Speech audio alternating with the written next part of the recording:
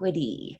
We are very excited to do this class. We actually started channeling information for this class 2 weeks ago. So this has been brewing, the seeds have been planted and have been fermenting. And when we tapped back into the energy, it was beautiful to actually sit beside this man. He had his computer, I had mine, and we just worked on this document together. And there's so much beautiful energy behind it. And whenever we do anything, anytime we say, listen to this, when we try and, plant new seeds of knowledge or understanding, we always recommend our loved ones to feel the information. See how your body resonates, even if it's the first time you've ever heard it. That's where what 5D is all about, is feeling. And so we're going to encourage you, as we move you through this, to have an open mind, to have an open heart. And if you have questions, put it in the chat. This is a very interactive school. Darren and I, we grabbed hands and we set a little intention just before we started this class. We opened our crowns, we connected to Father, we connected to Mother Gaia, centered and grounded ourselves, and set intentions for this class. And we want the highest timeline. We want your best and highest good. And those are the intentions that we both are coming in with. And so we love a very intimate, tight, close school, so that we can really tap into where you are in your process, where you are in your path, and we can really channel the information that you need to really see a different side of equity. I was raised in a very religious background. In fact, I was a Jehovah's Witness for 21 years of my life. So I know the Bible inside and out. I've read it 3 times over. And I had a bad taste in my mouth about the Bible. There was a lot of hardship to it. There was a lot of conditions. And in fact, I lost my family because of those conditions. And I've been estranged from my family for over 23 years now. So Bible, religion, belief systems, they can tear people apart because it's all based on interpretation.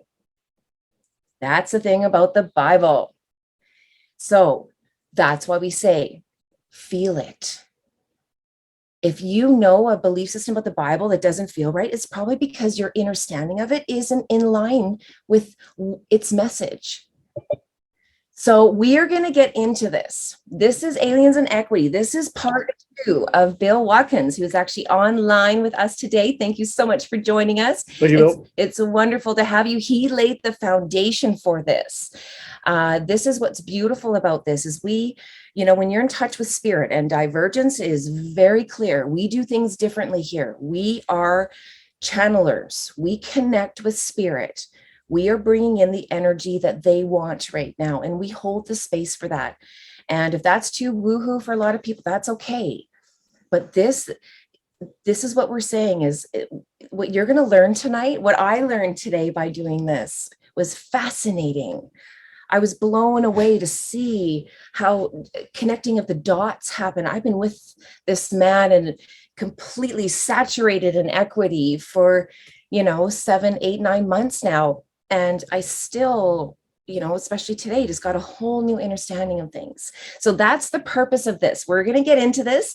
Like we mentioned, we were talking about the Hammurabi Code when we were talking Aliens Part 1 with the Palladians. And, we know that there was a side removed. It was the spiritual side, the equity side. They gave us the legal, but it was up to us to ascend and come to life again. So let's just get into this here. We're discussing aliens and we're discussing equity. What is alien, or what is an alien? Primarily, fundamentally, it is a foreigner, okay? It is one born abroad, a person resident in one country or planet, if you will, but owing allegiance to another. In England, for example, one born out of allegiance to the king. In the United States, one born out of the jurisdiction of the United States, and who has not been naturalized under their constitution or their laws, etc. So this sets up the stage for a deflection of the word alien. There's all kinds of little prefixes and suffixes attached to the word alien. So here's a good one. What is inalienable? Inalienable means you're not subject to alienation. The characteristic of those things which cannot be bought or sold or transferred from one person to another. If you can't transfer something, that means it's very fixed. That means it's rigid. That means it's set in stone. You can't actually do anything with it. This is actually part and parcel to the maxims of equity. They're passed down, again, like the commandment, for example, or other religious texts that are passed down over the generations. Those things do not move. They don't transfer. They stay right where they are. They can't be abridged or abrogated or anything of this nature. So things that can't be, transferred to another person, such as a river, a public highway, and certain personal rights. For example, liberty. Oof. Rights have been coming very much into play right now. So what is an inalienable right? Well, that term is given to the fundamental rights given to us by Creator, accorded to all people. So if we're familiar with Scripture, we can appreciate the fact that there's a number of verses that speak to this. You are born and then you are cast to the wolves. That means you're thrown into a precarious situation. That means someone's testing you to see what you do, to see if you can overcome. Point being, this inherent fundamental right was given to all of us, not just this particular country or that particular race or that particular color of individual or woman. No, this is all for us, all of us. So now, when you're talking inalienable rights, where is that terminology even coming from? These some of these declaration definitions and rights definitions, these are coming out of Black's Law 2nd edition. So they're not really coming out of Popular Science magazine as of 6 weeks ago. These are coming from gentlemen that write these legal and equitable texts from hundreds of years ago. So keep in mind, this is actually coming from Black's Law 2nd. As you progress through Black's Law's versions, you can actually see how the best way to describe it is the commercial bankers start to skew the definitions of words. They actually start to manipulate them as that thing progressed. So the earlier editions of Black's are actually more in keeping with some of the more ancient or archaic doctrine, some of the stuff that was presented to us hundreds and hundreds of years ago. So really, you could go and find some definitions that are of like character in other dictionaries and thesauruses or things of this nature. If you want to go it or Google it, you're going to come up with slightly different variations of this. But for the whole, I wanted to stick with Black's Law's dictionary definition of terms because they are relevant. They do actually lend credibility to when we start doing things in terms of a legal process later to identify whether I'm an alien or not. So now we're going into a little bit of legal terminology, and we're just going to lay a bit of a foundation down, and then we're going to put it all together. So just hang tight with us while we just lay some information, plant some seeds so that you understand terminology. You are understanding that the word alien is actually in the Bible, it's in the law, it's in legislation, it's out there. So now we're going to start connecting some dots, but let's just, be patient while we just kind of lay a bit of a story here so we can put it together later. So this next segment is actually speaking specifically to the United States and how they naturalize their citizens, but this basically applies to every country on the planet. So what is a declaration of intention? A declaration made by who? An alien. And again, this is right out of Black's. This isn't me adding words to this. A declaration made by an alien as a preliminary to naturalization before a court of record to the effect that it is bona fide or it's substantial, it has value, this is the real deal, that his intention to become a citizen of what? The United States. So you have an alien wishing to become a citizen of the United States. So what is required now of the alien? Well, the alien is to renounce forever all allegiance and fidelity to his home planet or his home governing body or spirit or whatever it is that alien followed, maybe as a religion or as a practice of relief with spirituality and feeling centered and all those types of things.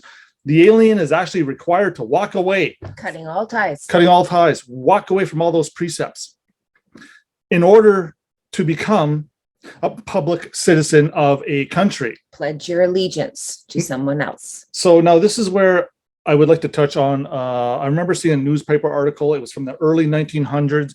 It had to do with Hutterites wishing to immigrate from Europe to North America, whether it was Canada or the United States. Actually, as a matter of fact, it was Canada. So you had a group of individuals, Hutterites, who had a staunch belief in Scripture and certain elements of scriptural teachings.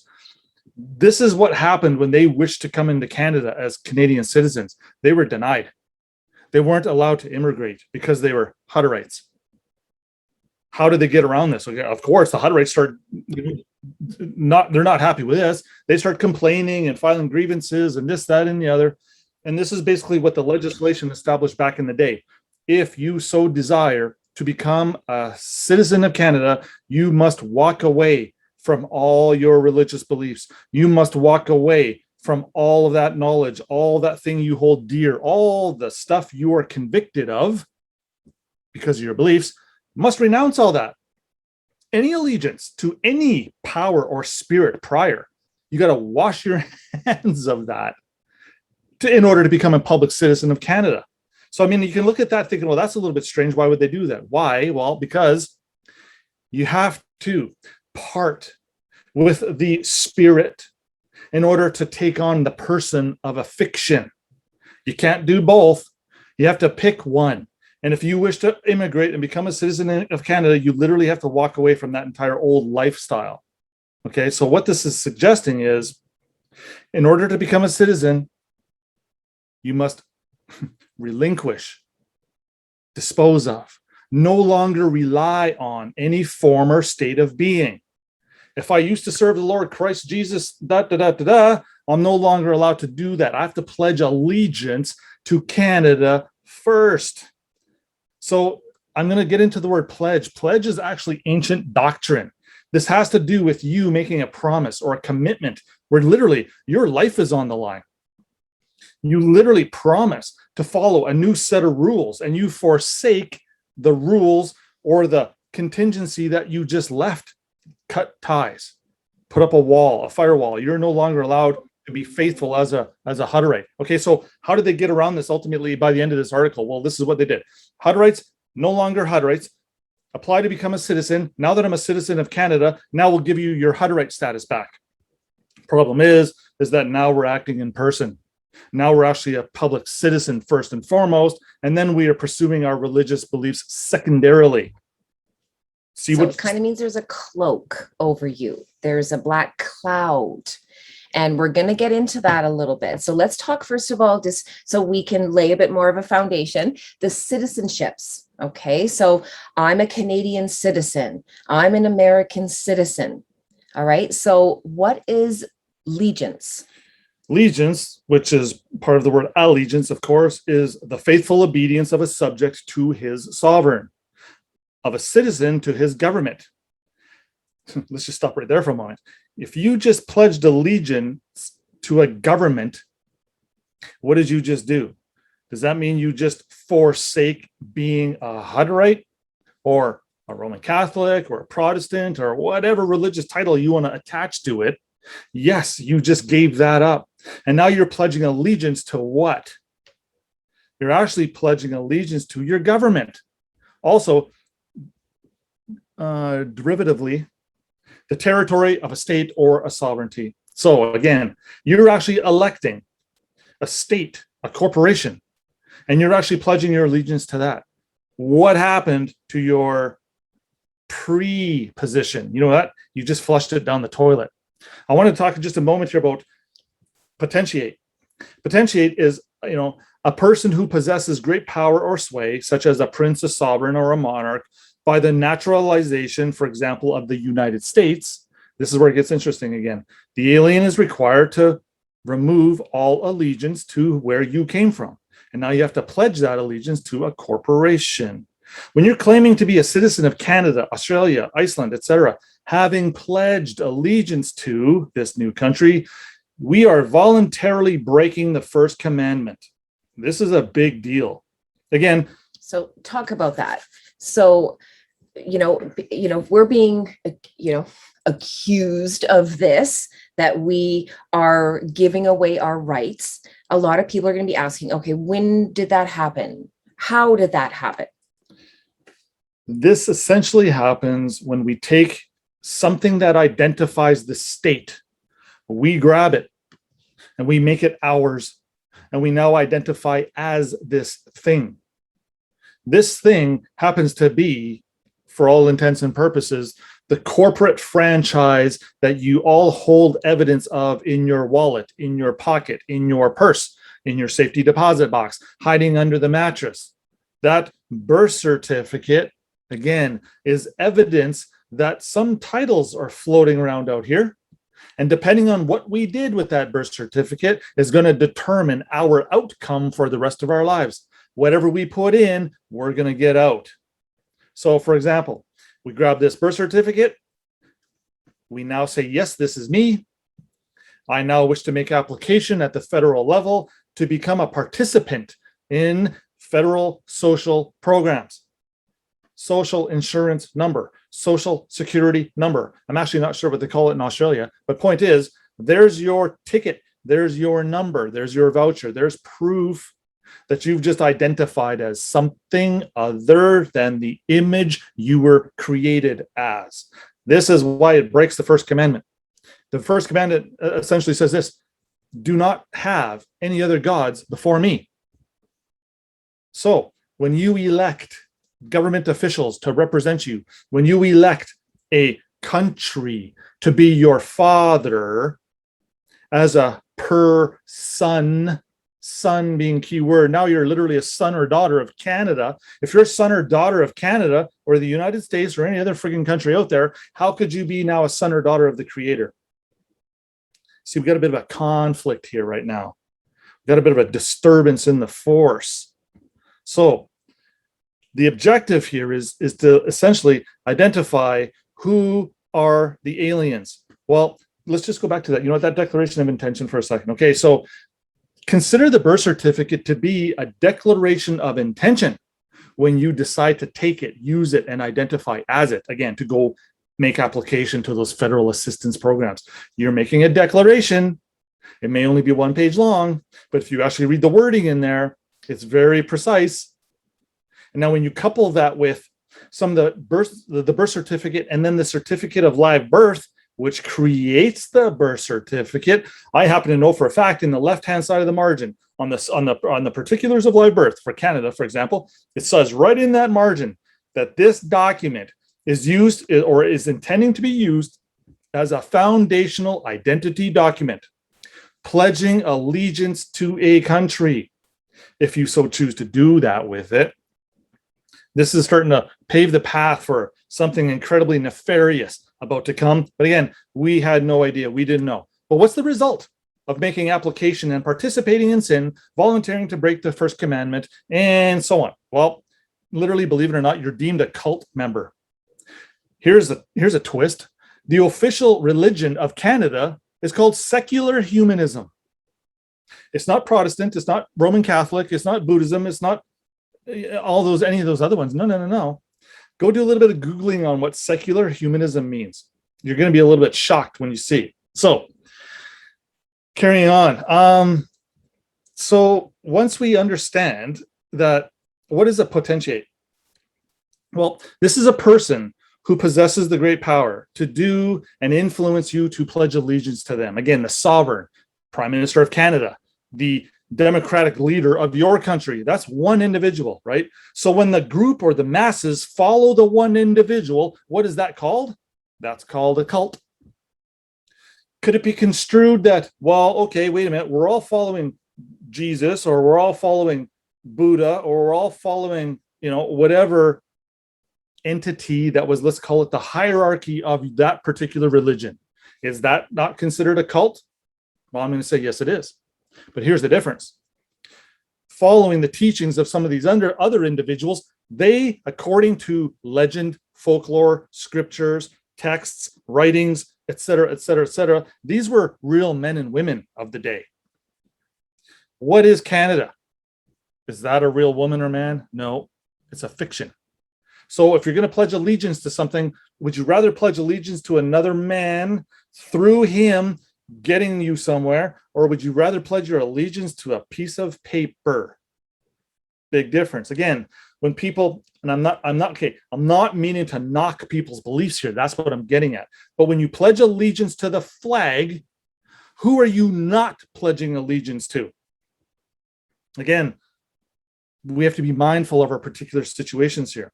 So this is a bit of a segue, or a bit of an introduction here to, we actually are all kind of playing or participating in a dual citizenship role right now. How? Well, as a Canadian citizen, an Australian citizen, a British citizen, a citizen of the Soviet Union, Russia, whatever if you're a citizen of that country, how can you now claim to be a citizen of, call it, the kingdom of heaven? Or I am now a citizen of my creator. How can you be citizens of two entities at the same time? What this is setting the stage for is this. You're actually a citizen of a person. And what's a person? Well, we know that a person is a fiction. We know that a person is a corporation. So except we all not be citizens of persons and show respect to countries as persons. Do you see how we have two masters at play here? We have two gods. And if we're playing both sides of the fence, if we have two masters, you know what? We're actually bearing false witness against who? Ourselves. Believe it or not, you're actually being double-minded. Pick one. James 1 verse 8 says, a double-minded man is unstable in all of his ways. All of his ways. That doesn't mean just some of them. That means all of them. That means if you're double-minded, that means you can't make up your mind. You're confused, you're confounded, you're distracted. It's a whole bunch of not good. Not trustworthy. That's why you need insurance, the whole legal system to babysit us and manage our affairs. So here's how the aliens starts to come into this picture right about here.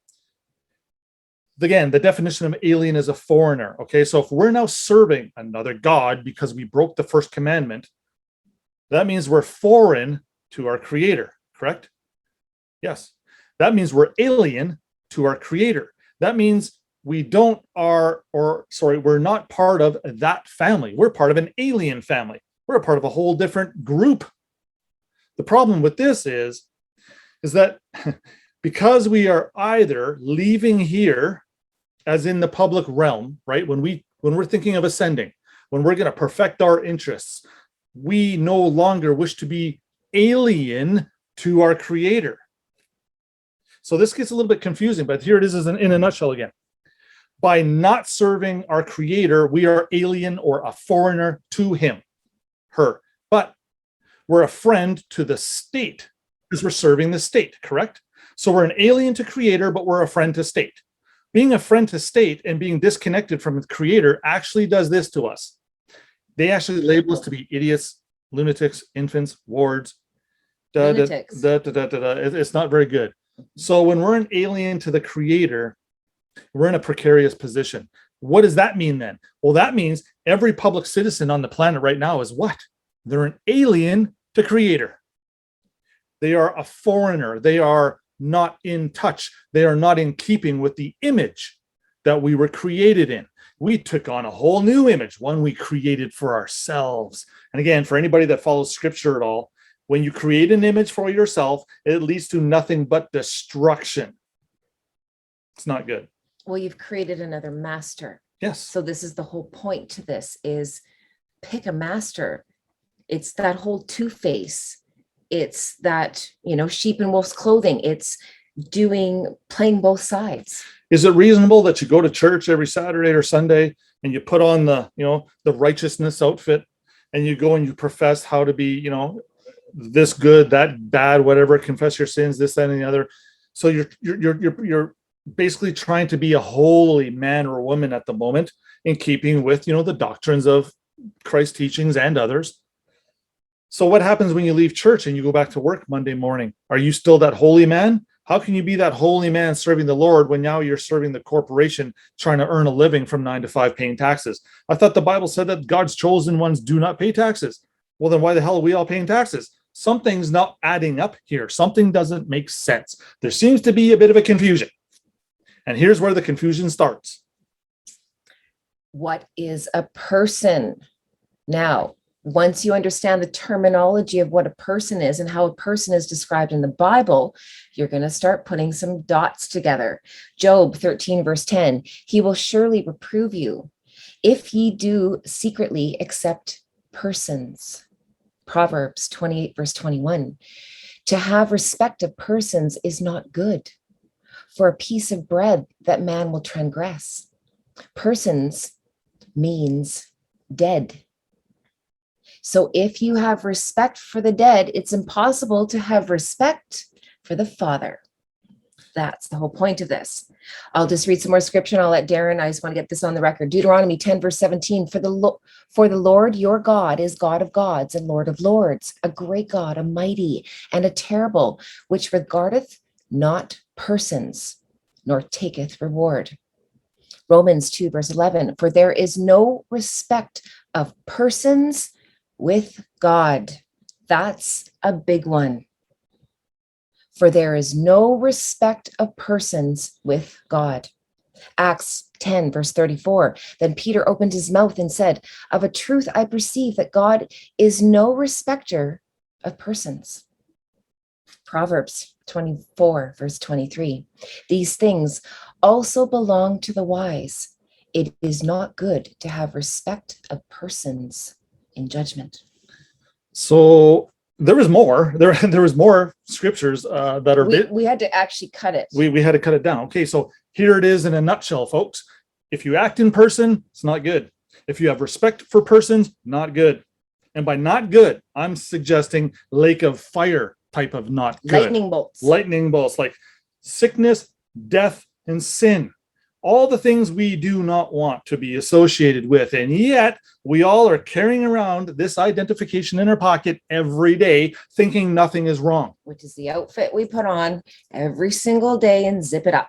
Right? That public person, act in person. How often do you hear that, acting in person? This is why, okay, a police officer may act as a peace officer. They're similar, but they're not the same. Well, what's the difference? Okay. A police officer is enforcing corporate policy. A peace officer is enforcing the peace. So when an officer approaches your car and he demands to see your license and registration, and then the next words out of his mouth are, is this you? Well, what's your answer? Well, yes, it is, officer. What did you just do? You just admitted to be acting in person. Now that officer he switches from being a peace officer. Believe it or not, this is how it works. You just broke the peace.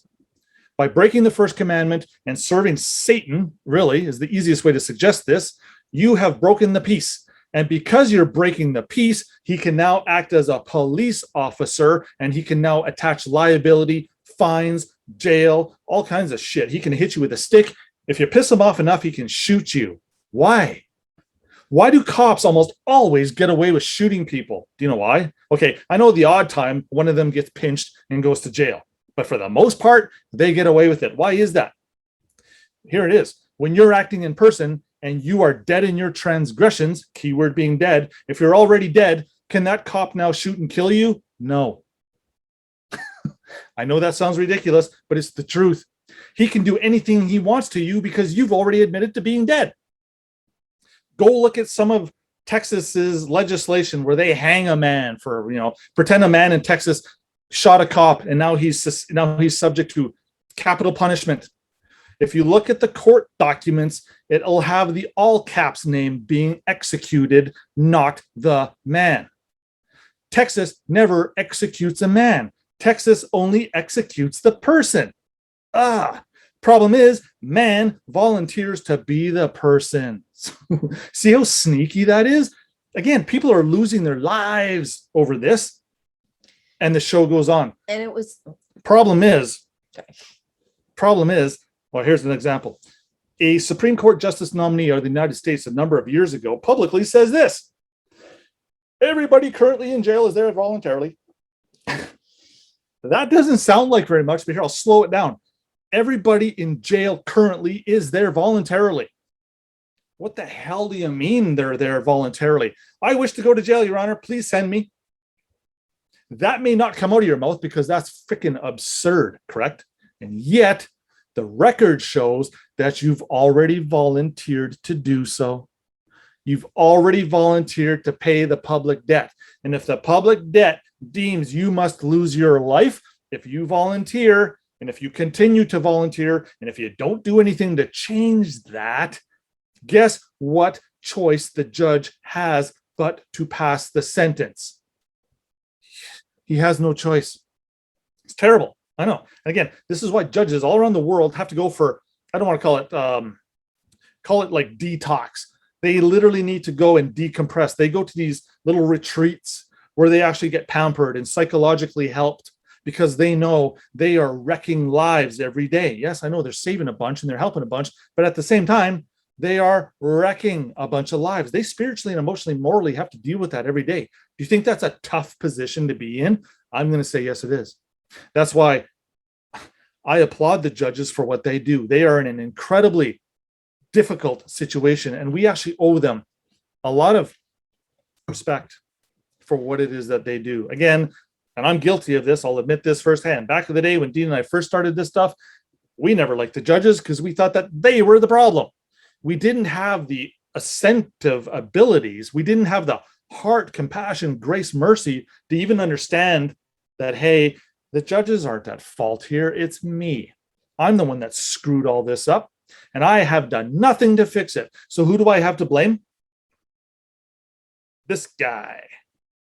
And that's the thing, when we talk about this kind of thing, that this happened, these events, we have a lot of people go, I didn't. No, I didn't. I didn't sign up. I did not authorize that, and this is where people missed where the breakdown happened, where the event actually happened, when we became aliens to our Father. Because here's the thing, our parents unknowingly signed us up when they actually applied for a social insurance number, for a birth certificate. Okay, so this was a Caesar's pledge of sorts. All right, and then when we actually went and applied for the social insurance number, that's what solidified it. That's when we officially became a public citizen. We bit the apple. So at approximately the age of 16 is when they ding us with this. Again, I remember when I was 16, and you know what? Equity, the legal system, taxation, debt, all that shit, that was not on the forefront of my thoughts. I had no idea what I was signing up for. Mom and dad just told me to go do it. I was 11. And now they're doing it at the birth event, right? Okay, so you're 3 weeks old. What voice do you have? Zero. You pledge right at birth now. Mom and dad pledge it for us. Well, here's what they do. They set us up for the possibility to pledge that allegiance to a corporation when we're about 16. Again, we had an option. We didn't have to, but nobody knew what the other option was. So the only default option was to become a member of the political public statehood or that citizenship. We didn't know any better. And it's what alienates us from our birthright. We were born clean. We were innocent when we came in. We became aliens to being clean because we have the right to alienate cleanliness. We have choice. Yeah, you can literally exercise your free will and say, just for the record, I have no intention, I have no desire to stay clean. I wish to partake in the Roman, Babylonian, Egyptian commercial system, serve another master, and be a slave for the rest of my life. You know what the system says? Well, okay, if that's what you choose to do, the system can't argue with you. You're the one with all the power. So here's just a little quick doodle that I did this afternoon. So again, we're starting with source. We got two options here. We got the good on one side and evil on the other side. So now in the middle, this is where we bite the apple. This is the identifying event. Pretend you're 16 years old, right in the middle here. We can use that particular birth certificate or that certificated security to do one of two things. We can use it for good, We can go home and we can be a son or daughter of our creator, or we can become a stranger, use it for evil, and serve another master. This is signing up for Caesar's world. This is signing up for the Matrix. And that's where we are right now. We've all done it. We don't need to feel like the victim. We don't need to bitch and complain. You don't need to feel isolated. You don't need to feel like, oh, this happened to you. And yeah, it happened to all of us. So they've literally leveled the playing field. Everybody in most countries must, as mom and dad, register this birth event. That's a must. And notice how forceful they are. They want you to do it right away. Oh yeah, they give you a time limit. And if you don't do it, guess who's not going home with baby? Mom and dad's not. And they keep shortening the time. I think it's like 2 weeks or 30 days or something where you have to actually give your child a name and apply for all that identification. Yes. And okay. And again, that's not the defeating component here, or that's not where it all goes to shit. Just getting that birth certificate is not the problem. The problem is in the way we used it. So if we are all serving sin, when we are all strangers and aliens to our creator, because now we are serving a corporation, right? We've taken on the image of a corporation.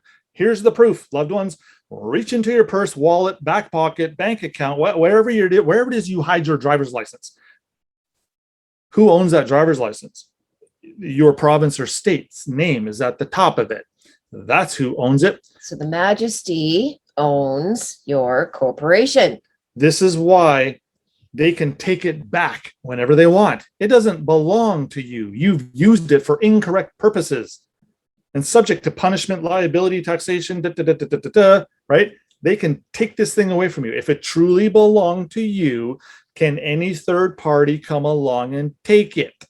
Nope, not at all. So here's where this thing starts to nut out a little bit different. We can now come and change the scheme or change the record or change the events by adding a new one.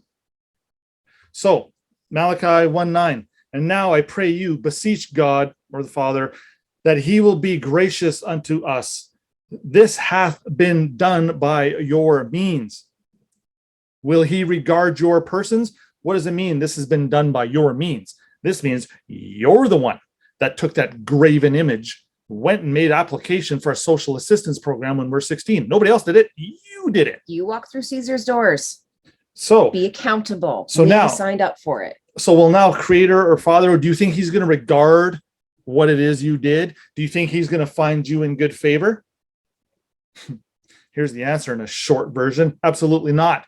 He's turned his face from you. He's turned his back on you. He will not hear your prayers. He doesn't give a flying shit what you say. He doesn't blah, blah, blah, blah, blah, blah, blah, and it goes on. Why? Because you turned your back on them first. You're the wicked one. It's us. Because we didn't know what to do. Mom and dad didn't tell us. Grandma and grandpa didn't tell us. My aunt and uncles didn't have a freaking clue. We've been fooled for a while, loved ones. Right. So here we are. Okay. So moving forward, when we become a person or when we choose to act like one, we become or act as an alien to the truth. So that means we are aliens right now because we're all identifying as persons. We're all citizens of another country. So we all have dirty hands, feet, mouths, ears, eyes, all of it. We're filthy. We're alien to God. We're aliens to Creator, to our Father. So as long as we don't act in person, as long as we don't volunteer to serve another God, as long as we don't admit to participating in sin, to be a graven image, these are the components that gets us out of that Caesar salad. These are the things that get us out of public. There's nothing good in the public at all. It's all an illusion. Okay, so we are good to go as soon as we stop acting in person. The legal system can't touch you anymore. Why do you think the police officer asks you, is this you? Yes, it is. Boom. He can do whatever he wants with You're you. a corporation. Perfect. I have firsthand knowledge of what happens when you do not identify in person. Guess what happens? You're free to go. He might test you. He might say he's going to threaten to tow your car. He might threaten to throw you in jail if you don't produce the driver's license and if you don't act in person, because under the Highway Traffic Act, blah, blah, blah, blah, blah. Stand your ground, though. Don't give in to that. As soon as you act in person, you're done. Remember, acting in person means you're actually guilty and you actually have to prove you're innocent. I know they market it, the backwards version of that, but that's illusionary. That's not the truth. You're not innocent when you're serving when you're serving Satan. How the hell do you think you're innocent in any regard? Nope. Literally, they don't care whether you stole a chocolate bar, stole a car, or went into your neighbor's shed and took his new lawnmower. They don't care about that. What they care about is, did you show up in person or not? That's ultimately what's going on here. When you make the mistake of doing that, you're sunk. Now remember, they will, in order to keep this charade going, they do let certain people walk. They do let certain people get away with certain things. Oh, Your Honor, yeah, I was speeding because I didn't see the sign and the sun was shining in my face. And okay, that sounds like a good excuse. I'm going to rip up your speeding ticket today. See these little tricks? They're there to keep us playing the game. The trick here is, loved ones, is to stop playing that game. The event. Oh, yeah, you know what? There's a little bit of a good blurb right there I want to touch on. Okay, so the legal system can't touch you when you stop volunteering to be a person, but the equitable system can touch you. The equitable system knows what you're doing, which is this is where all of our alienated rights are hiding. All those rights that you gave away are sitting in a special box on a special shelf in a vault somewhere. We can actually go get these back if you want to. So we must establish this event where, if the record shows that we're aliens to our Father, if we're strangers, if we're foreigners to our Creator, we might want to do something to get back into alignment. So what is that something? Well, this is the event. This is the event where, if you're an alien right now, what event happens that's going to change things? What happens when the alien lands? What happens when the alien arrives? What happens when the alien is no longer lost, floating around in space, and now chooses to go home? An event has to happen. Well, where we alienate ourselves from God or Father, where we have pledged allegiance to another country or a corporation, if we were able to alienate ourselves from our Creator, then by the mere operation of doctrine, we may now also alienate ourselves from that first event. Okay, whole bunch of words. Let's make it simple. What's that mean? Alienation means you're stepping away. You don't want to be a part of that anymore. So if I didn't want to be a part of Father's good graces and I chose to be a public citizen, through that alienation process, I'm also now able to alienate that process. I can now say, whoops, nope, I wish to be an alien to the state. I wish now to not be a stranger to our Creator. So if I'm not a stranger to Creator, that by default means you are an alien to the state. So kind of like, this is like we're an alien here, and then when we fix it, we're still an alien. It's like equity. Equity plays in both law and equity. Alien actually plays in both as well, in the kingdom and publicly. So that first event, again, becoming a stranger to Creator, serving sin, we're no longer wishing to partake in that. We now get to exercise something called no restraint on alienability. If I was allowed to become an alien over here, then I'm allowed to undo that. It's the justice of the universe. When you go into something unknowingly, this is the whole thing. You know, yes, we're granted, okay, we have this cloud, we are all walking corporations, okay, we get it.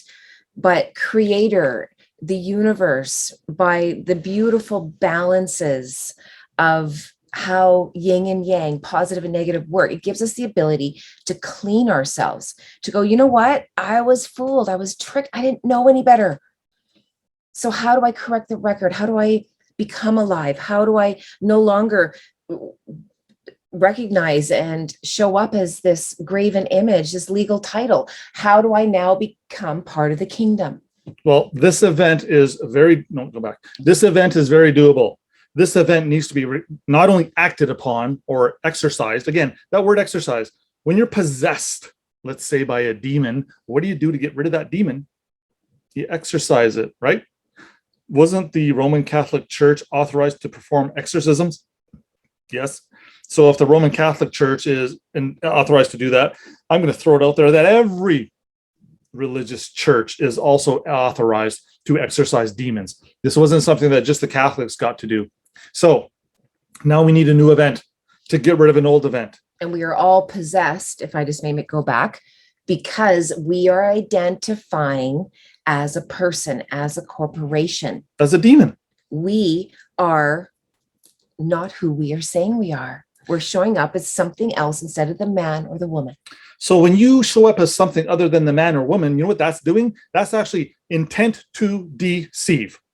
When a police officer pulls you over and says, is this you? And you say, oh, yes, it is. I'm the graven image. You just admitted, and it's your intention to deceive. Well, you know what that is? That's called fraud. So now you're committing fraud. And if you're committing fraud, then here, you deserve a $329 ticket for speeding because you're committing fraud. If you weren't committing fraud, you may have been deserving of grace, deserving of mercy. Careful when you whip that driver's license out from your purse or your wallet next time that police officer tries to pull you over.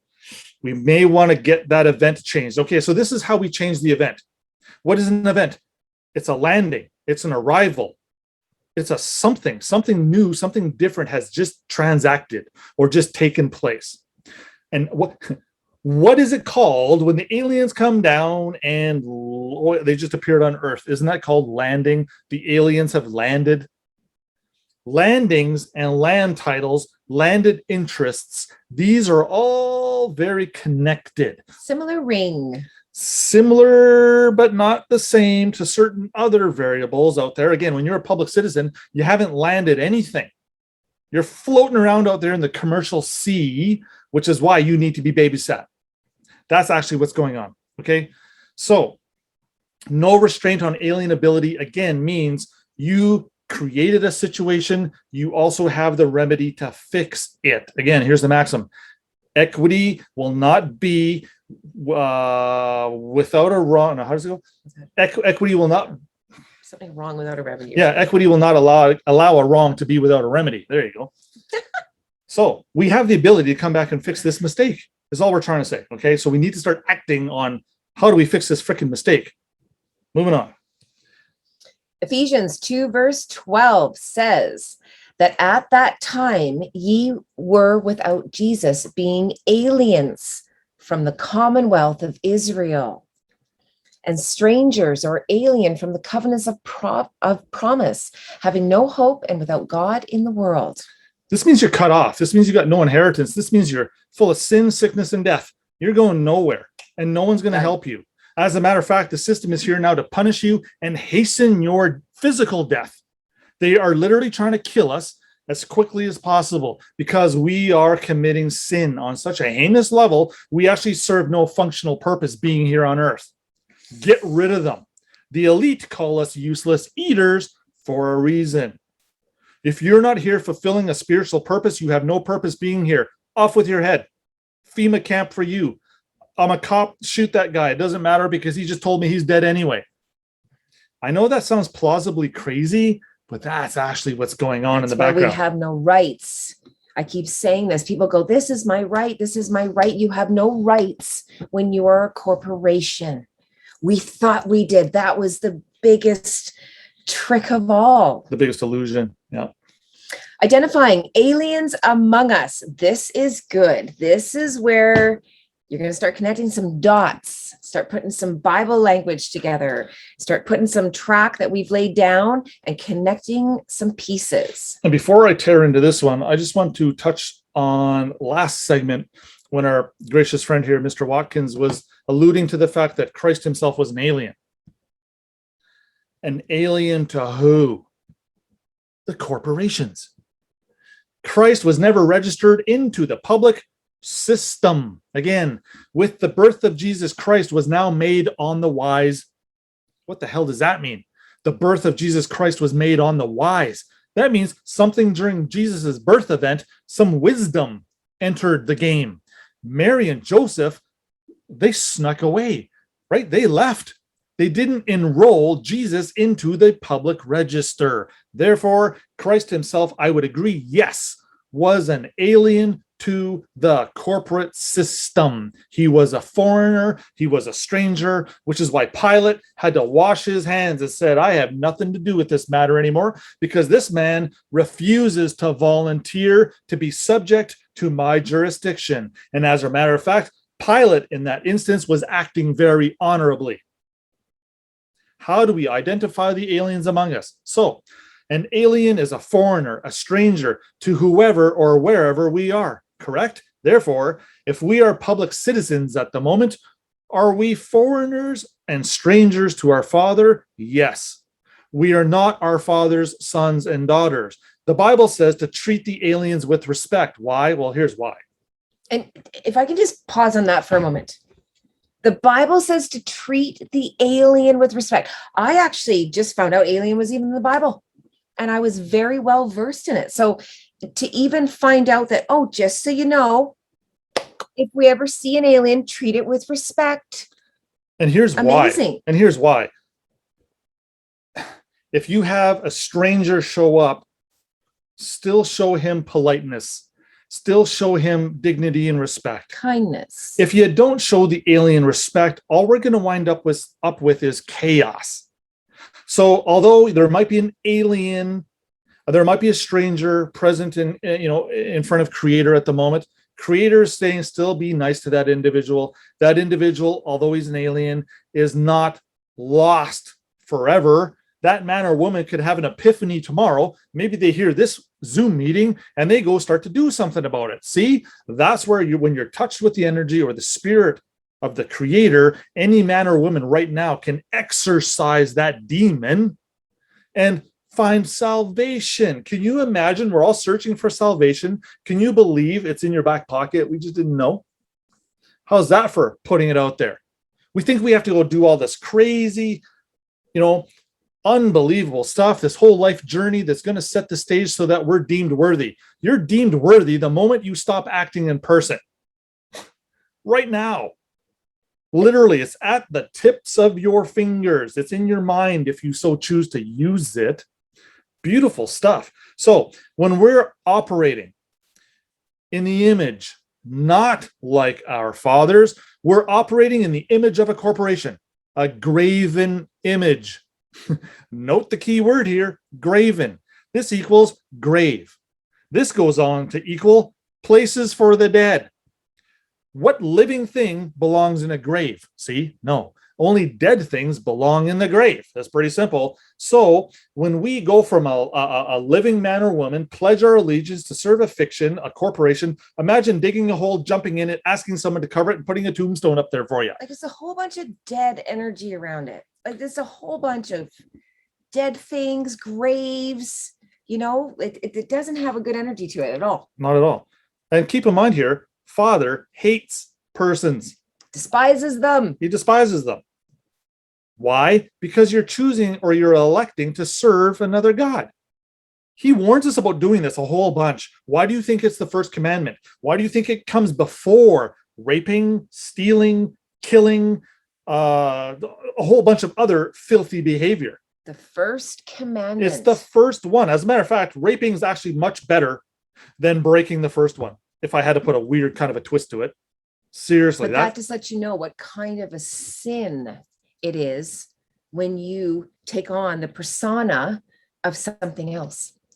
It's blasphemy at its finest. You become a god, a dirty one, but you become a form of a god. When you think you have the powers to now present yourself or create for yourself an idolatrous image, that's you saying you're God. But not in the right context. Again, in some of the verses in scripture says that, don't you know that ye are to be gods? Okay, yes. Maybe when we resurrect and we come back to life, when we leave that graven image, when you're living, breathing, and all that good stuff, milk and honey, is that not a god compared to the dead stuff? Oh, absolutely it is.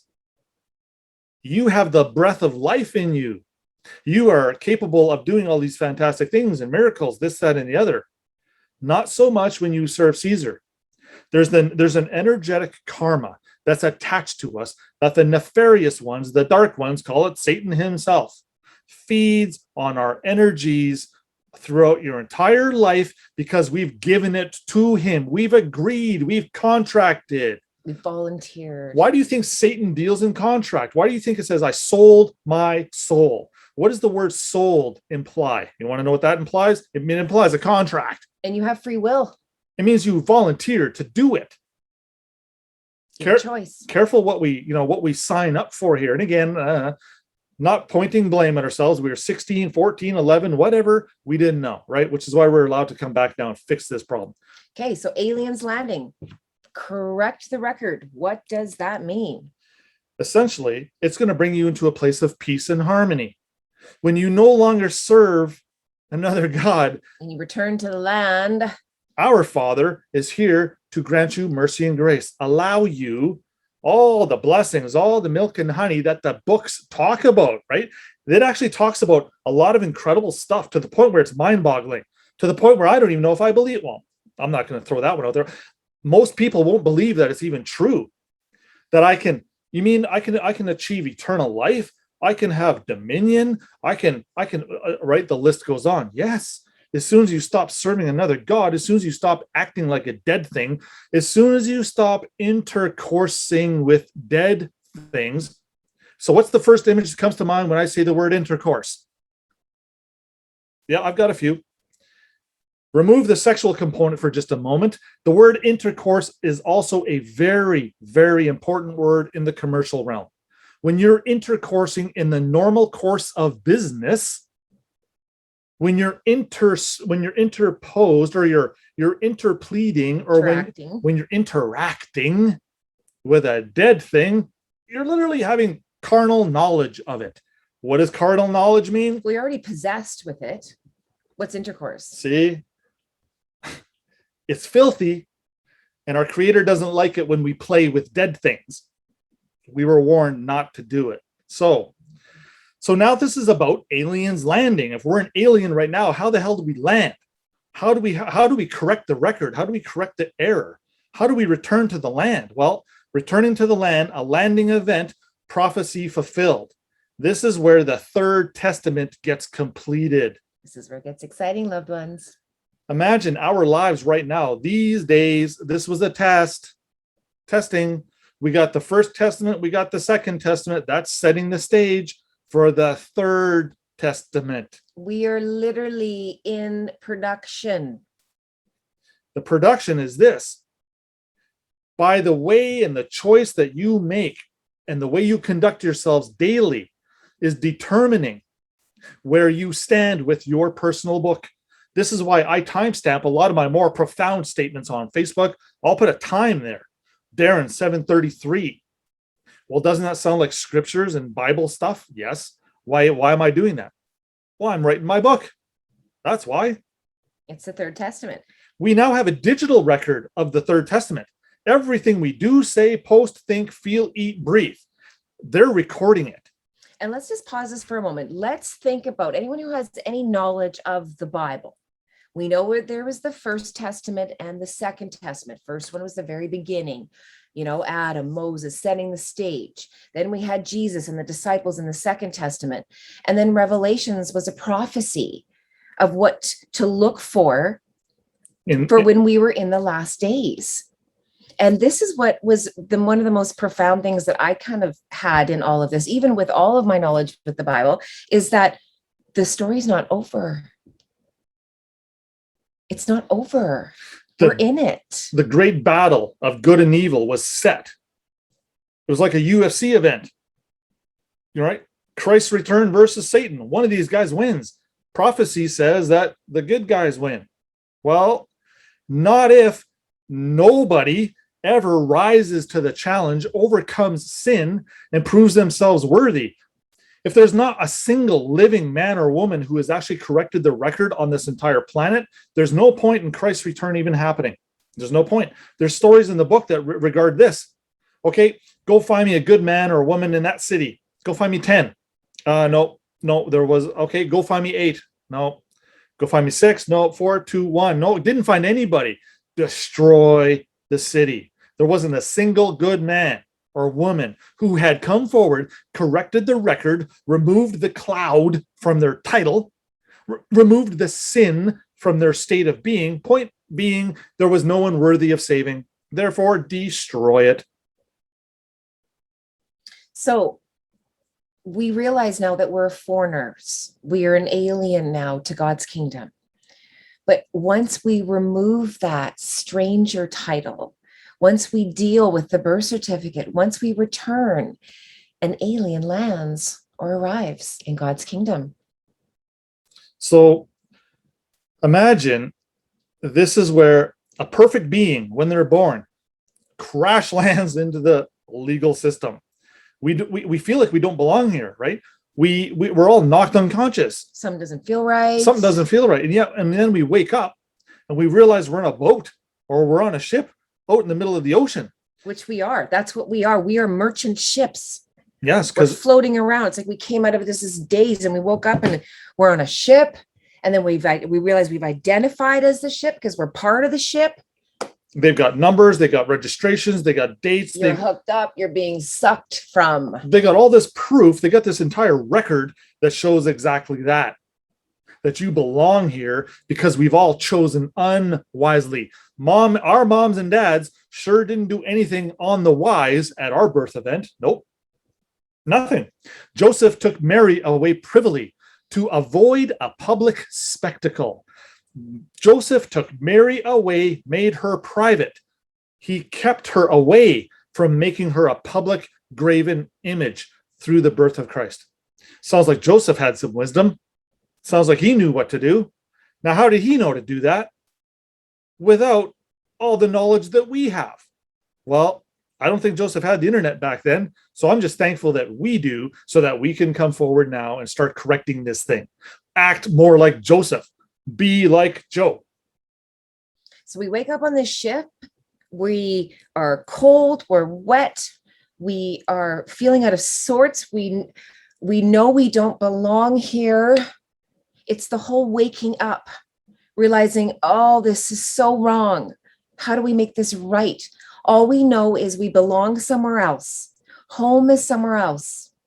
We don't belong on the sea. We belong on the land. And all we're trying to do is get home, correct? Hollywood has told us, I mean, E.T., even Spielberg's creation there talks about or tries to portray this storyline. Aliens land, wreck their ship. What's the aliens' agenda now? Fix the ship and get back home. E.T. go home. E.T. go home. Gotta fix the ship. Gotta fix the boat. I crash landed this boat and it's a freaking mess. I volunteered to be a public citizen. My boat is no good.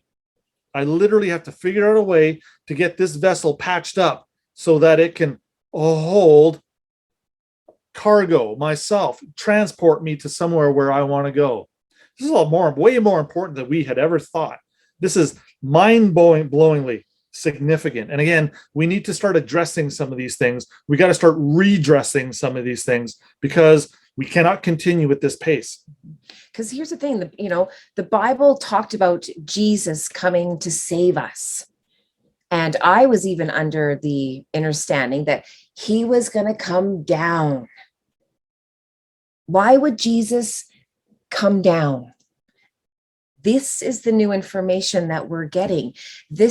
We all came here to ascend, to grow, to learn, to go to the next level. What would be the point of us just sitting here looking up at the sky, waiting for Jesus to come down? When he's already done that once, do you think he's going to do it again? And again, if you consider the energies behind Christ the man, are they similar to Moses? Yes. Are they similar to Noah? Yes. Are they similar to a few others, like maybe King David? Yes. Do you see that there's a kind of a continuity here in the spirit, the righteousness? All these figures all possess the same type of enlightenment. They're all trying to tell us something. And yet, every time Creator sends one of these prophets down, who kills them? Who destroys them? Who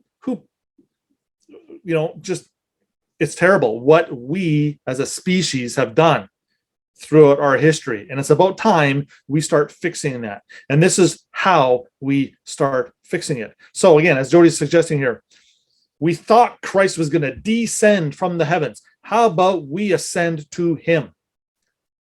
Imagine the energetic impact of that. Much more profound. And here's the thing, in the Bible, he gave us the instructions. He gave us the requirements. They gave us the warnings. We just were numb and dumb and zombies walking in. Now we are coming into a time and a place and a spiritual connection where this information can start coming in now. And we're starting to realize, wow, we're sitting here twiddling our thumbs, and we need to do our work to start ascending, shake this 3D energy. You can see how it's a bit of a mind meld, or it's a bit of a dubious thing to implant into our minds and our hearts, thinking, you sit tight, don't worry, your savior's on its way. That gives you no liability, no responsibility. How convenient. That means you just get to sit there and hold on and wait, right? What a great place for the elites to put you and make you do nothing. What a perfect opportunity for you to waste all your time, when we should have been exercising our talents properly and ascending to the best of our ability. Show them that we're worthy. We need to rise. We need to resurrect ourselves. How the hell are you worthy sitting on the couch all day doing the same thing you did the day before? Corporations don't get into heaven. No, we got to change the way we do things. They don't. No dead entities, no graven images, no corporations are allowed in Father's kingdom, period. So, and we all are walking around as dead entities, graven images, and corporations. We need to clean ourselves, loved ones. Can you imagine standing at the pearly gates and, whichever archangel's there guarding it that says, okay, show us your ID. And you whip out, I'm dead. You see what happens right there. Come on. Doesn't work. Doesn't work. And can you imagine if they say, okay, you're at heaven's gate, we're about to let you in, state your name. If you dare attach the surname to that particular moment in time, guess who's not passing the gates? You. The surname is a public construct attached to us after you're born. You're not born with it. It comes later. It's a tail that gets stuck to you. We do not want to participate in that public system the way we currently are doing it. Remember, the surname is public. It belongs to a whole bunch of members of your family. If it belongs to a whole bunch of members, is it yours? Or do you share it?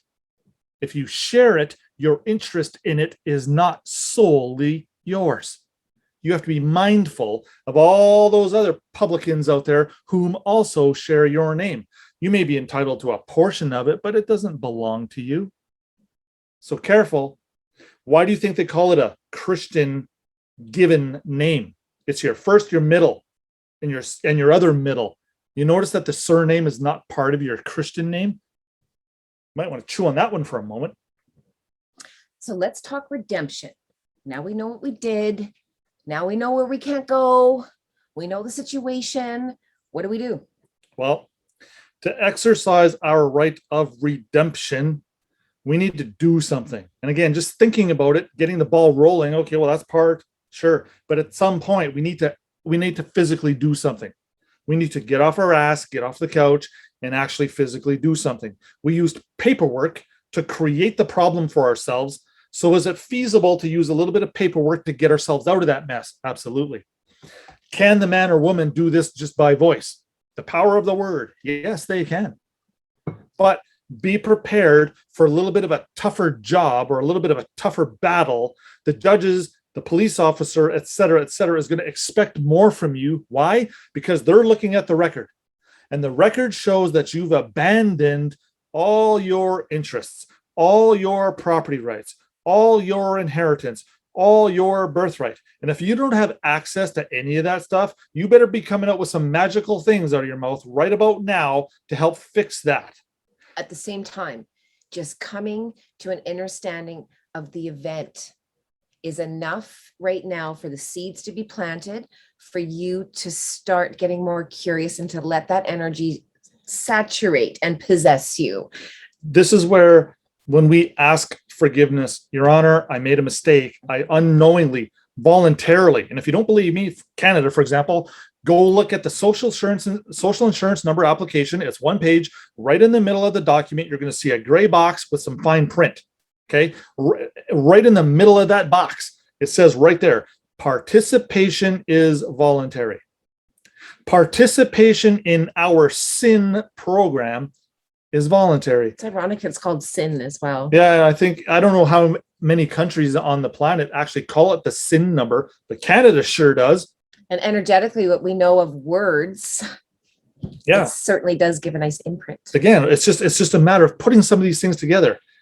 Being able to fix this problem is a lot easier than we think. Well, I mean, that's a bit of a kick in the junk, because my brother and a few other loved ones around the planet, hundreds and if not thousands of us, some of us have spent a year, 5, 10, 15, 20, 30 years, the better part of my adult life, and even back to when I was even in elementary school, trying to figure this problem out. That's how in-depth this is. This is how profound it is.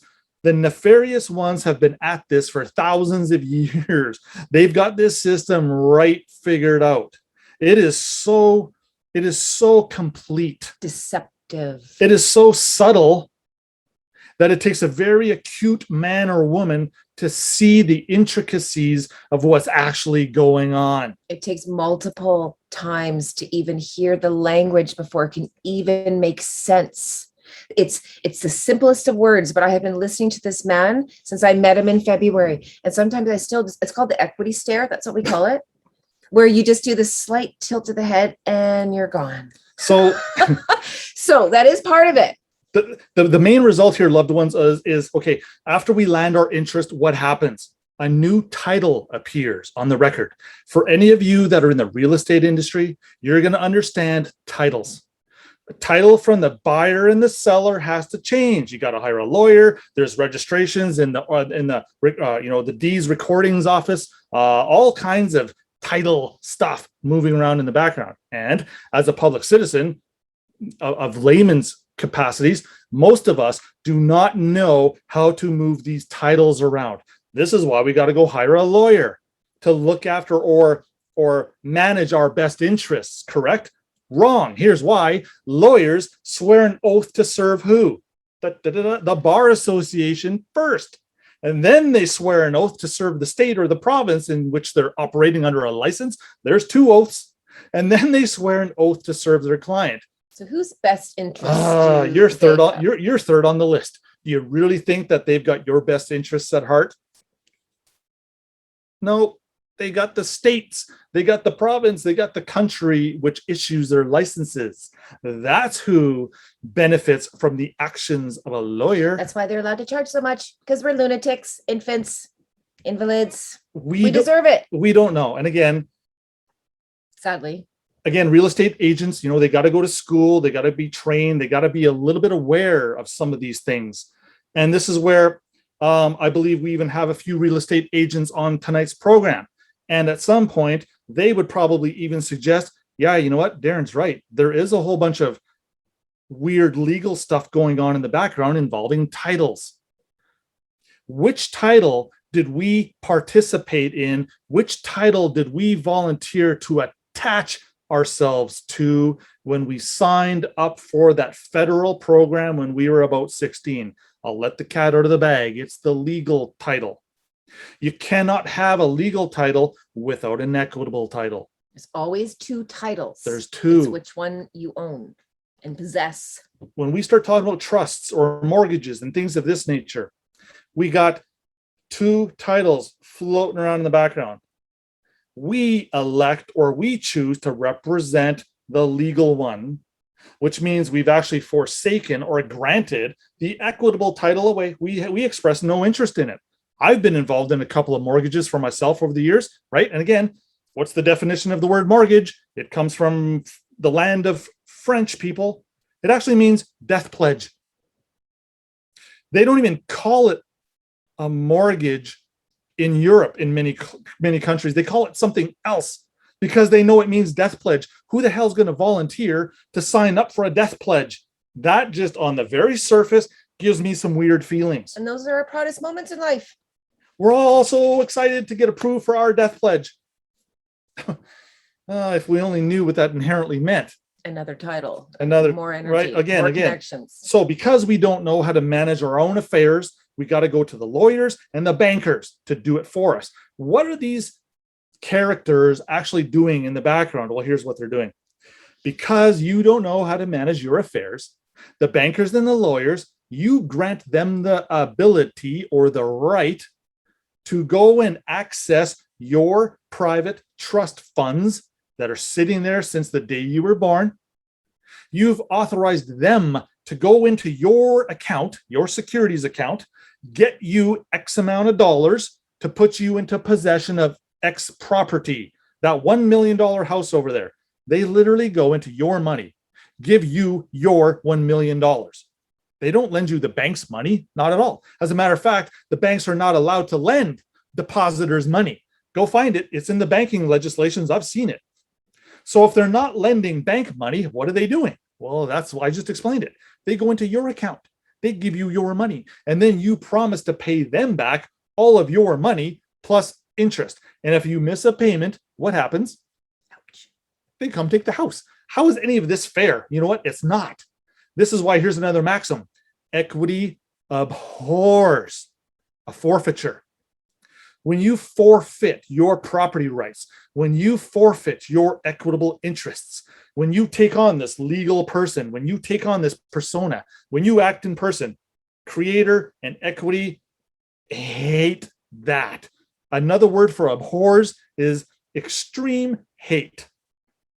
Equity hates it when the bankers come and dispossess you of your home, all because of under the guise of a death pledge, we're disposed or we're deprived of property use. It's not fair. Okay, so let's just back up just a little bit for some of our new ones that are with us tonight. You're talking estates, you're talking, money that people have access to, the inheritances that they've never even heard of before. Where is this money? Why haven't they heard about it? Who's taking, we already know who's operating it, but where did this all come from? So when we're born, some of the fundamental principles are this. They create an account. There's a deposit made into this account. What do they deposit into this account? Your entire life's potential labor and return on that investment. Your worth in gold, your weight in gold. So that's where that term comes from. So again, back to the real estate agents. They are very versed in legal descriptions of property, meets and bounds, lot sizes, physical descriptions, things of this nature. Why do you think the doctor records your weight, your length, your girth, your they create a legal description of land. Did we not come from the dirt? Did we not come from the dust? Are we not land walking? Yes. That's why the doctors describe us as such. Again, they cannot register a man or woman at land titles or at the recorder's office. But okay, so did you hear that? You can't record a man or woman at land titles. You can't record the divine, a man, the spirit. I want to say person. We have to completely use different language now. So really, the word, you can't own a man or woman. The word registration means you're actually bringing property and interests in property within the realm or sphere of Her Majesty the Queen and or the Pope, depending on how far you want to take this. So if you can't register a man or woman, if you cannot make a man or woman public, because we're actually property of Creator, right? Well, how do we trick a man and woman to being subject to our legal system? Well, this is how. They create a certificate of title that represents a corporation. So they, who's they? The state, the province, the countries, all of these. This is a global phenomenon. This is how the entire commercial system is run. They trick us into acting and assuming liability for a corporation. That literally tells the record that, hey, yep, that's me. What did you just do? Again, we just went over this. You just identified as that thing, and as such, now things can be registered at the recorder's office. Now things can be registered at Vital Statistics because of how you chose to conduct yourself. Ugh. Why don't they teach us any of this stuff in public school? Because as soon as you took on the birth certificate, that's when unknowingly you kind of went unconscious. You got on a ship and you sailed out into the commercial seas and started getting a SIN number and getting your job and getting a vehicle, then getting your mortgage. And that's the whole thing. You just had your blinders on. This is what I've come to realize of it, to make it simpler for people to understand. And they're just floating around the commercial sea. And they think that they're the ship. We're supposed to be on the land. We were tricked to get on the ship. And we've been sailing around. Right now, you guys are getting a bit of a wake-up call, and you're kind of coming conscious to the fact that, oh my God, I am on a ship. How did we get on the ship? Again, that little squiggle that we had up there not long ago, my little diagram, we had the choice of good and evil. So did Eve, well, and Adam for that matter. Okay, so when an apple is presented, what does that apple represent? It represented good and evil, correct? Well, according to the way I read the book, yes, it did. So Eve now goes and partakes of good and evil. What did she do right there?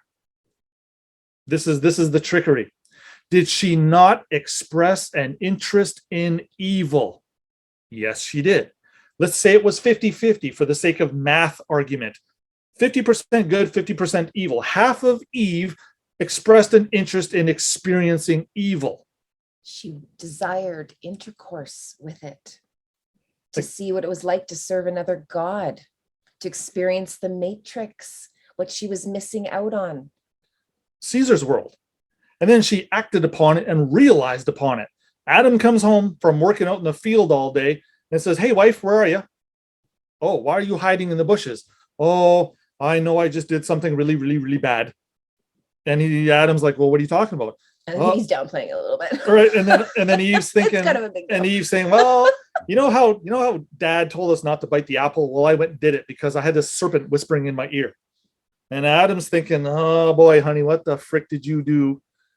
But kudos to Adam for sticking by Eve, even though she sinned and dragged Adam down with her. He actually still stood beside her. He still honored her, even though I don't want to say the F word, but she messed up really, really, really, really bad. And he still chose to honor that commitment there. That's the definition of a partner you're going to want to be with through thick and thin. And again, here, just let me throw this segue in there again. Legal marriages are not what we think they are. I love busting this bubble. I'll go dig out some of the legislation. Well, it's not legislation. It's kind of hidden in the records of land titles, for example. Believe it or not. Okay, when you're birthed into this legal system and you've got no property rights at all, literally none, zero. How can you enter into a contract when you have no property rights? Well, that's why we hire a lawyer. They kind of fill in the middle ground. So, believe it or not, I've actually seen it where it says a man or woman must make application for leave of Satan's realm or the public system so that they can go off and be lawfully married. If you don't leave the public realm and you're acting as a dead person, signing a marriage certificate while you're dead, what have you actually done? Here, I'll tell you, well, not a lot. All you've really done is invite the state into a legal marriage so that they can come and intermeddle in all your affairs. You're sleeping with the state when you're having intercourse with your partner. The state, you're having a threesome, you just don't know it. The state loves it. Woo-hoo-hoo. Wow. Crazy, right? So Leave the public jurisdiction if you want to do anything. This is important when we go into court to fix our little identity problem here. Your Honor, I crave leave so that I may bring a proper claim in a proper court with a proper jurisdiction. You know what the judge says? Motion granted. Why do we have to leave the dead zone to go do things that we want to experience in life? Well, I think that answer is pretty self-evident. You must make application for leave first. And again, I can equate this to the military. When you go on leave for the weekend, when you want to go drinking with your buddies because SEAL training was tough this week, right? We're going to go have some beers and go have some fun. You got to leave the military base. Remember, this entire legal construct that we're living in right now is all based in military doctrine, Roman civil military doctrine, Egyptian, Babylonian. It all goes way back to all then. They just keep carrying all this stuff forward. People might want to throw out there that the Roman Empire fell. No, it didn't. The Bible even said, haha, Babylon fell, rejoice, rejoice, rejoice. You know what happened when you took that birth certificate and you volunteered to become a public citizen? You know what you just did? You literally just resurrected Babylon for yourself. And again, if we've spent any time digging in the Bible, we know Babylon was a filthy place. Egypt was not, rainbows and unicorns. When you pledge allegiance to Pharaoh, or when you pledge allegiance to these Babylonian kings, or when you pledge allegiance to the president and the flag of the United States, careful when you elect another king to stand in your place of admiring, right? Doesn't the Bible say, okay, if you demand a king, we'll send you kings, but just be warned, that king will eventually enslave you, he'll ensnare you and your children and your great-grandchildren, and you will be basically swimming in that lake of fire unless we all do something about it. This is what Divergence is all about. This is what KïnderGardën Schööl is all about. This is about a handful, and by handful, I'm talking thousands of people around the world who have been studying this stuff for a multitude of years, who actually contribute, who come together, express their ideas. Hey, look what I found here, Darren, check this one out. Wow, I'm always applauding people online. Wow, excellent find, brother. Love that one, sister. Continue, continue, continue. When we're generating this momentum, when we're trying to clean up this situation that we're all in, there's nothing more honorable a man or woman can do. Very important, loved ones. And so when we bite the apple these days, we are expressing an interest in evil. We have to just own that. Now, what's the evil? It is sin. Well, what is sin? It is volunteering to commit sin. And that's where we got tricked. That's where we got fooled. If we volunteer to commit sin and express an interest in evil, do you see where we're going with this, loved ones? Father, Creator, doesn't like it when his chosen ones are expressing an interest in evil. We're supposed to be a little cleaner than that. Yeah, they get spit out and you're like, okay, thanks, God. I'm going over here. They got this entire book warning us of what happens if we choose to serve sin. And yet, no one seems to be able to figure this out. I've talked to many priests, pastors, ministers, etc., etc., etc. And you know what?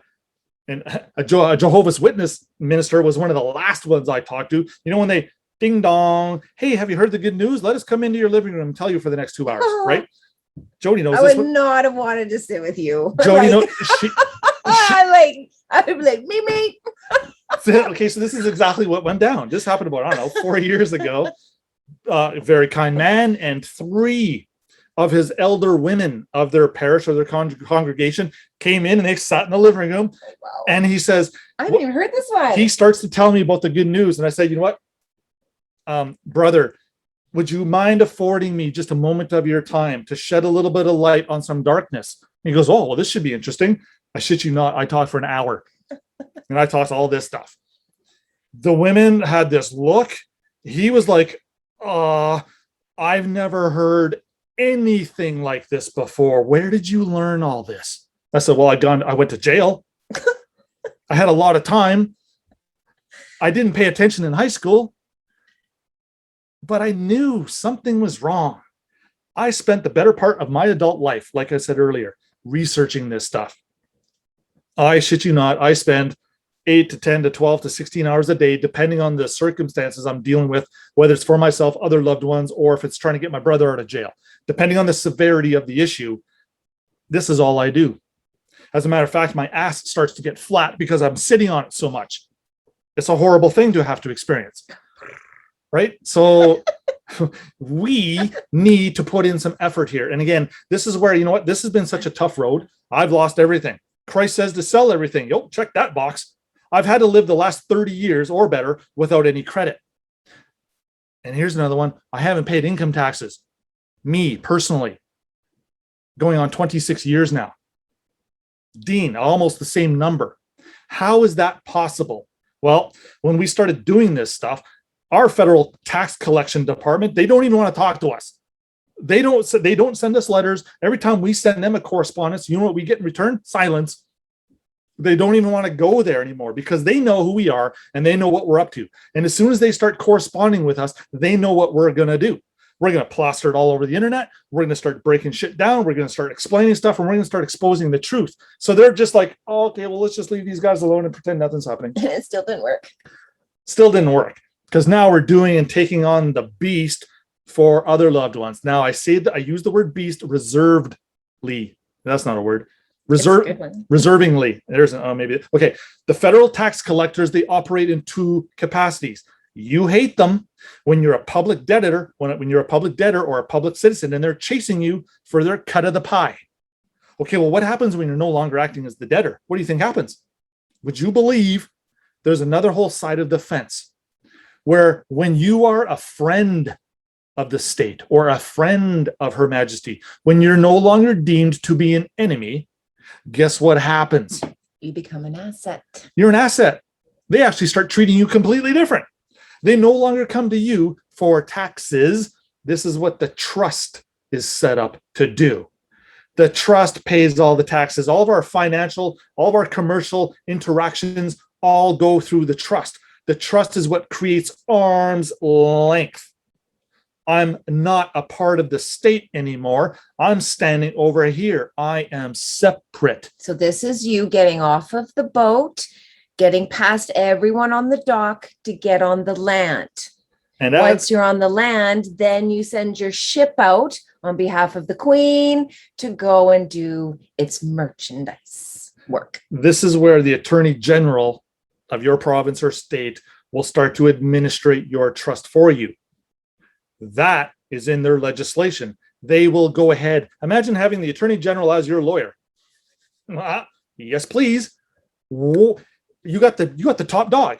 He's now working for you. She administrates the trust in the background. Now, again, I use the word the Attorney General, but is it actually him? Well, no. They have an army of assistants and paralegals and yada, yada, yada, yada agents working for them. It'll be some little Poindexter guy or girl with the glasses and the pencil in their ear and books this, they're the ones that do all the paper shuffling for us. That is trustee work. We are no longer obligated to do it. We don't want to be trustee. Only because we were volunteering to be the trustee, which is why we had to make these annual income tax reports. That's a title we're getting rid of. And believe it or not, you can be paid for your time to collect taxes. If you have a business, if you remit in Canada anyway, GST, did you know that you can submit an invoice to the government to say, well, if I'm going to go collect taxes on your behalf, don't I have to get paid to do that? Yeah. When was the last time you submitted your bill to be paid for collecting GST? Did you even know you could do that? Or PST? And you can write off X amount of percent of collecting that tax. But nobody knows how to do this. Again, more hidden knowledge, more stuff they do not teach us in public school. Again, the definition of a pupil, right? When you're in public school, here's the definition of the word pupil. A young barrister in training. Now, what's a barrister for those of us that don't know that? A young aspiring attorney, a lawyer. When you're being raised up in the public legal system, they're training you to manage your own affairs as a legal entity. Coincidentally, none of us take it far enough, and we actually truly don't know how to do that anyway, which is why we wind up having to hire a lawyer. But guess who is still a baby lawyer going through public school? You are. Why are That there has his allegiances to who? to the state, to the crown, bar. to the bar, to right? Like, Little bias. you see how they snare us when we're little? They snare us when we're baby lambs. Good little students and pupils going to school. I know, okay, back in our presentation here a little bit earlier, there was a mention of this. Become as wise as the serpents, but be as gentle as the lamb. And there's another scripture, Matthew 10, verse 16. Behold, I sent you forth as sheep in the midst of wolves. Be ye therefore wise as serpents. And, so and harmless as doves. Yeah. How do you become as wise as a serpent? How do you know evil? Without biting the apple. Without partaking in the evil. You see, that's impossible. You won't learn how to become as wise as a serpent if you are not one of the serpents. You need to be a serpent to be as wise as one. So at some point we go, you know what? Now, that doesn't mean we're a reptilian. Well, okay? yeah, well, yeah, it pull that back. It basically does. No, I'm going to say when you're acting as a serpent, yeah, you're one of the reptilians. But at some point, some profound energy starts to befall us. And we start to think, you know what? I don't like being a snake. The awakening, the ascending. I don't want to be a snake. Snakes are not in my best interest. The serpent in the field is not who I want to be. How am I to sit at the right hand of my creator with Christ as my older, wiser brother when I'm still over here slithering through the grass? Be as wise as the serpent. Yeah, the system knows you're going to go make application for a SIN number, a social security number. They know this. So now that you're one of the snakes, what are you going to do to change being a snake? How are you going to cocoon yourself, grow wings, and fly out of that predicament? Because here's the thing, we taught you tonight, that's what we are right now. We're a bunch of snakes. We're a bunch of graven images. Which is a bunch of walking idols that we made of ourselves. And if you're not trustworthy, and here's why you're not trustworthy, because you haven't expressed the trust. You abandoned it. If until you express your trust, you're not trustworthy. If you're not trustworthy, do you think for a moment they're going to let you into the kingdom? Especially as you're coming as a snake. Ain't happening. I don't care how much money you donate to children's orphanages. I don't care how much time you spend at the food bank. Go to church. I don't care how many old ladies you push around in a wheelchair. Or how many Hail Marys. Doesn't fly. The dead can't hear. You speak. Are still on course, or you're still in line to spiritually have to come back again and give this another try. And this is where enter divergence and myself, my brother, many other loved ones who've been down this path for a lot of years, trying to figure out the matrix as we know it. We've literally sacrificed everything so that you don't have to. Again, as I was mentioning a moment ago, I didn't get to finish this statement. I know how hard this has been. I certainly do not wish, or I certainly do not want any other people I care about, people I love about, to have to experience this the way I have. This is part of my journey, loved ones. This is part of my mission, loved ones, is to help you not have to go through the flames the way I did. Getting burnt is not a lot of fun. You can rub all the butter on it you like. You're still getting burnt. It still hurts. Now, we're all in the fire right now, so to speak. Yes, of course, we're all experiencing, minor burns. But the farther, the longer, the more we participate in this system, the deeper in the pit we go. I don't care how old you are. You could be 98 years old. You're still worthy of salvation and redemption. There is no statute of limitations on a man or woman trying to fix this problem. As a matter of fact, many times right before we're about to pass on, it's common, it's settled. This is very well known that many of us will have this out-of-body experience. We'll come to accept our Lord and Savior. We accept this beautiful energy, this beautiful light, just as we're about to die physically.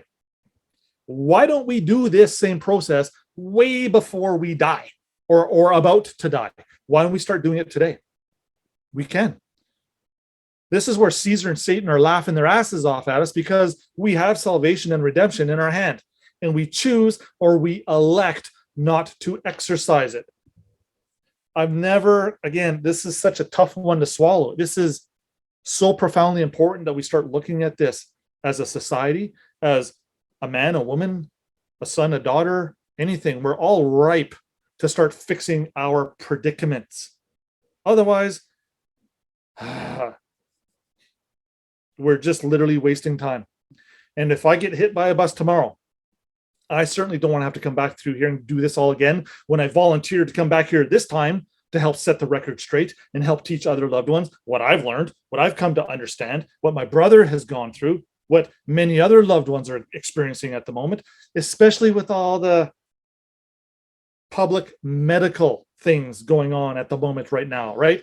We got stuff coming down at us hard every day. We have decisions we're going to have to start making here. There's a lot of loved ones who are scared, wondering what to do right now. Yes.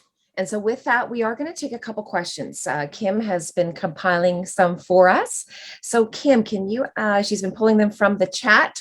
So can you fire off a couple and we'll let Darren answer those, please. Yes. So in the beginning, somebody asked, what is the difference between the public and private dead versus living? So I know we've covered that a little bit, but I don't know if we can expand on that a little bit more. There is a parallel system out there running. We got the entire legal system, which is a result of us using that certificate improperly. What happens if we use that certificate properly? Are we still in the legal system? Nope. We're actually in the equitable side. We're literally serving our greater creator here and not a country. Two systems at play, depending on depending on how we used that certificate. Again, the lawyers are not trained in equity at all. As a matter of fact, equity is just a blip in the 7-year law program all around the world. And this is kind of all it says.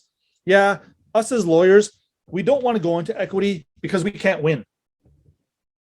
Because equity allows a man and woman to utilize their blessings, their gifts granted unto them by the Creator. Which is more powerful? Powers granted unto us by Creator, or no rights granted unto us by the state? I know which boat I'd rather be in, and it's the one Noah's building. So, a significant difference between private and public. Yeah, we've heard private rights, blah, blah, blah, blah, blah. But you know what? And again, that's another illusion. When you're a public citizen and you go put a private property sign at the end of your driveway, do you think it's actually private? Nope. They want you to think it is, so that you actually don't go looking for the real private, the equitable side. I believe to date there's something, it's either between 60 and 80 million statutes, codes, legislation out there floating around right now for the world to consume. 60 to 80 million. It's some ridiculous number, and they change all the time. These acts, laws, codes, statutes, they're constantly evolving. That's a lot of stuff to have to memorize. For example, the Income Tax Act here in Canada, last time I heard, it's over 10,000 pages long. Look at all that. Do you want to get your head wrapped around this? Or here's the alternative, the maxims of equity. There's about 1,500 maxims between the legal system and equity. But you know what? We really only need to understand and really comprehend 20. Out of the 20, you can really get the job done with 5. You can really get the job done with 3.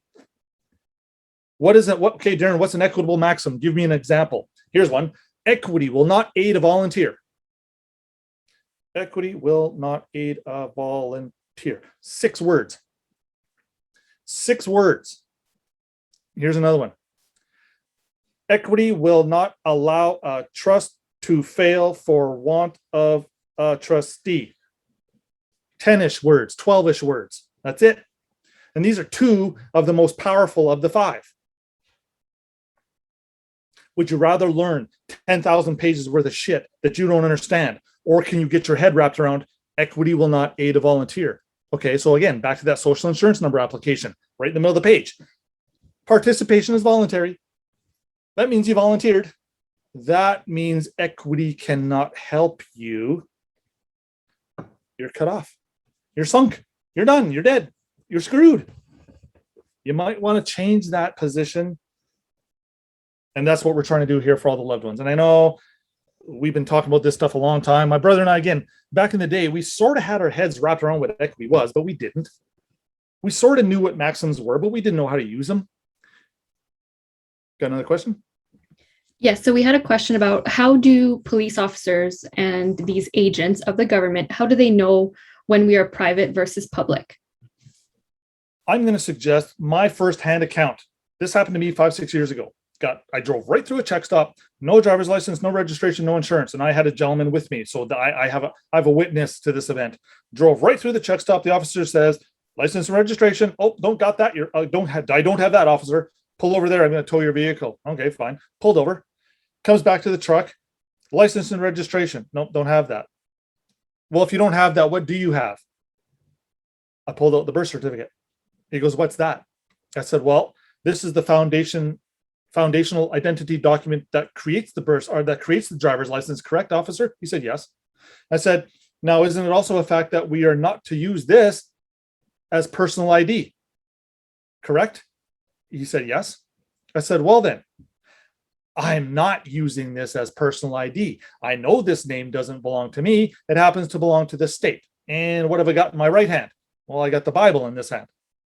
And then I said, "Well, pursuant to Deuteronomy 7:23 or 7:25, I can't remember which one it was, one of the two, I will not volunteer to act as any graven image because that's going to piss my creator off. And I know there's lightning bolts with my name on them if I do." Deuteronomy 7:23. So the officer goes, "I'll be right back." He goes to his car, I don't know, wastes 5 minutes, comes back again. He asks me a third time, "Are you sure you don't have a driver's license or registration and insurance?" I said, "No.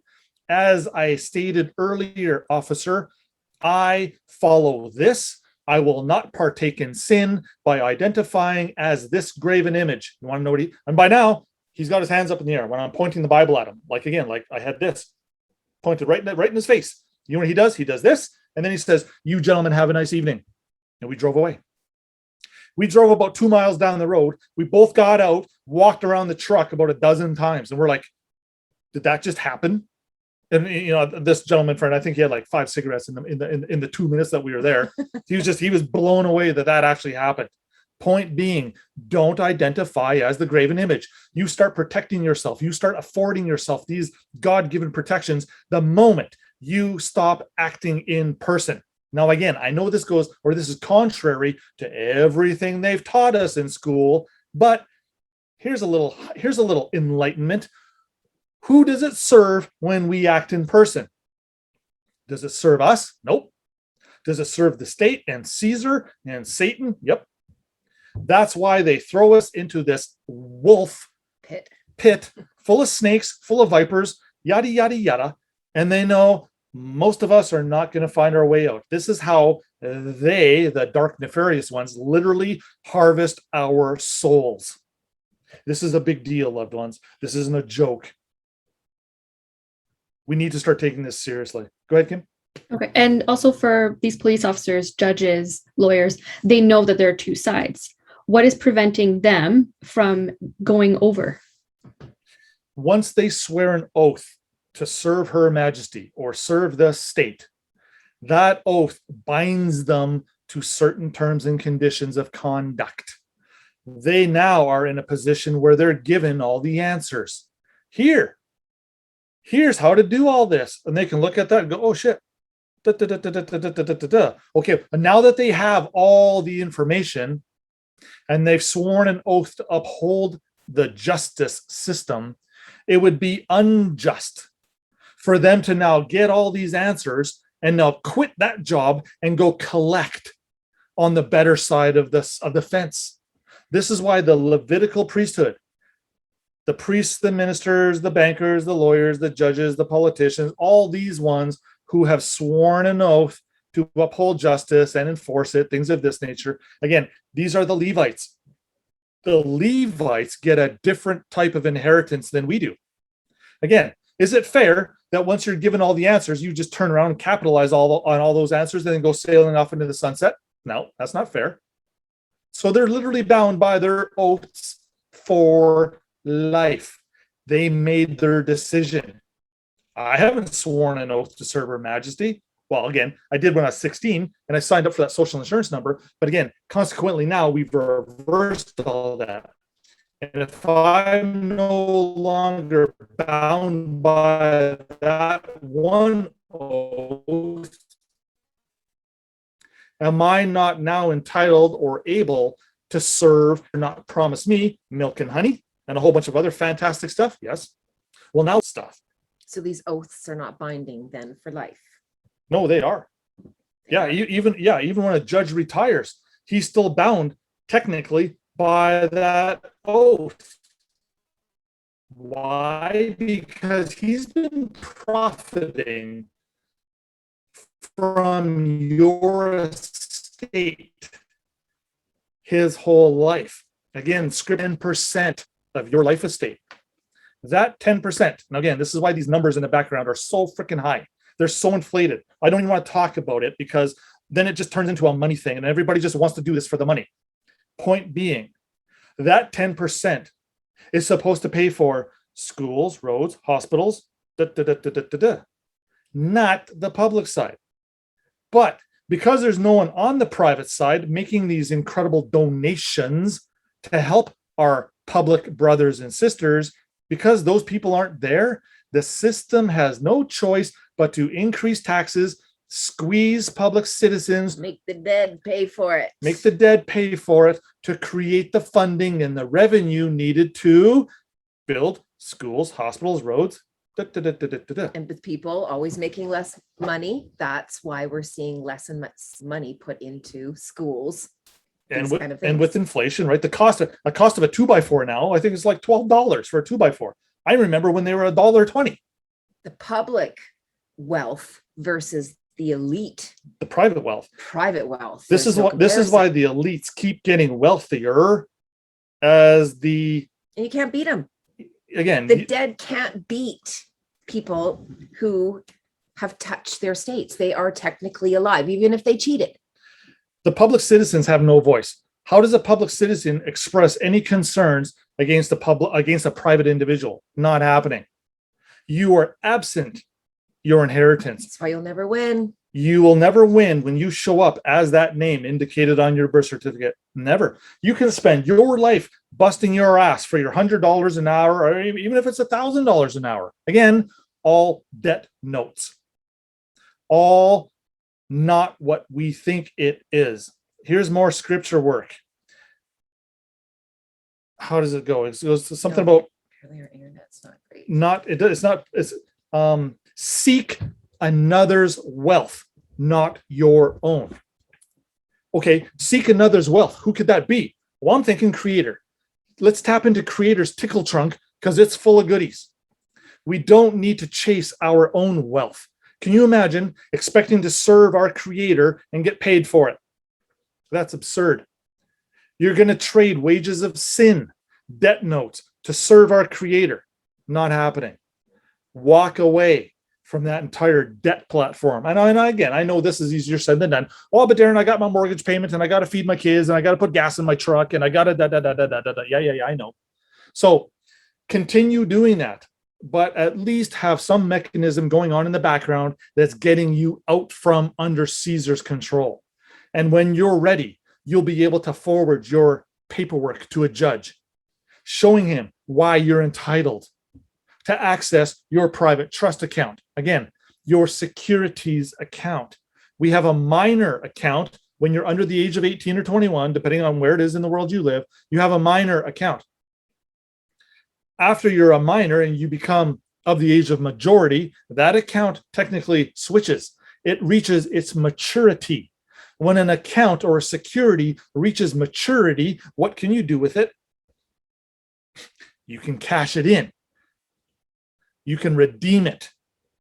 If you want to redeem it before the note is matured, you're going to pay a hit. Penalty. There'll be a penalty there somehow. That's just the way the banking system works. Okay, no biggie. Point being, when you convert that security into money, this is actually a thing. The judges will do this for you. Believe it or not, a courthouse is a clearing house. It's a bank. Absolutely. They deal with negotiables all day. That's their primary function. Hey, Your Honor, I've done a few things to this security over here, and I wish to do this with it. I wish to pay money or securities into court. If I'm paying securities into court, guess what the judge can do with that security? He can convert it so that it turns into money on the discharge side of the equation.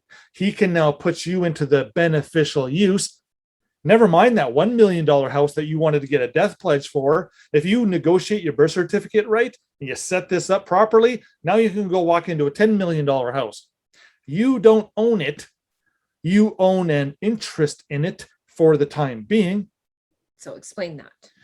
The crown, the state, owns the house. That house is being held in Her Majesty's name. All commercial conduct and activity is always done in that all caps name. Go look at your utility bills. Go look at your cell phone bill. Go look at your mortgage. For the most of us, and I'm going to say 98% of us, go look at your birth certificate. It's in that all caps name. That's not yours. That belongs to the state. That's the corporation. That's the corporation. So all property is held in a corporate name. Who owns the corporation? Well, the state, the province, the country. Her Majesty. Let them own it. The owner pays the bills.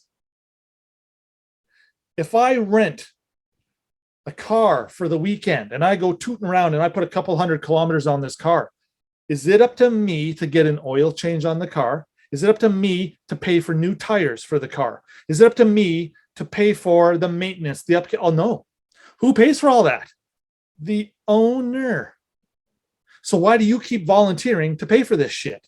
Wrong. Put that security back into the possession of the party that ought to be holding the thing.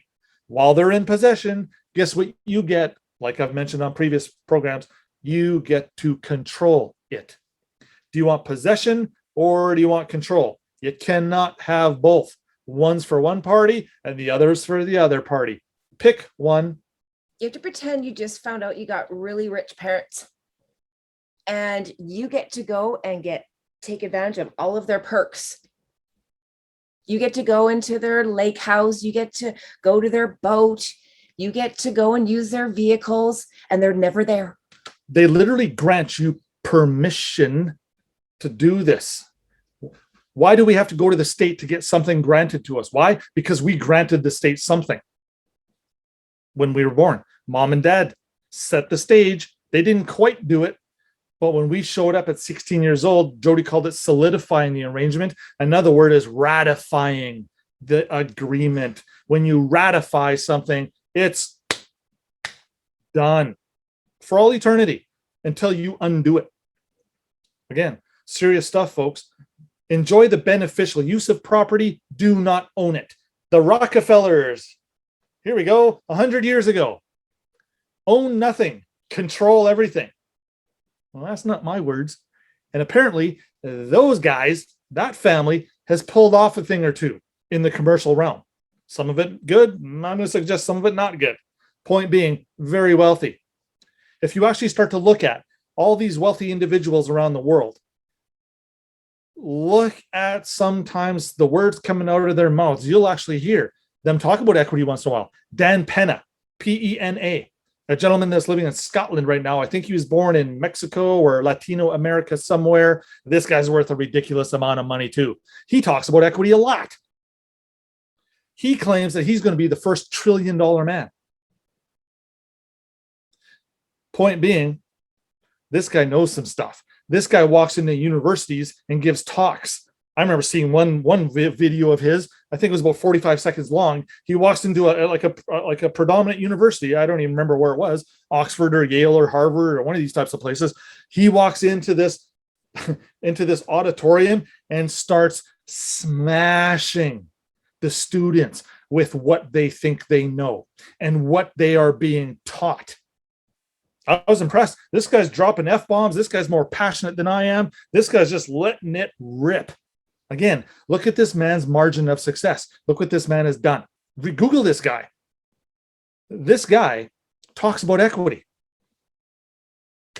And I'm thinking for good reason. So we've only got another minute left. So with all of this information that you've received, loved ones, again, we're not saying go and take all of your identification and light it on fire today.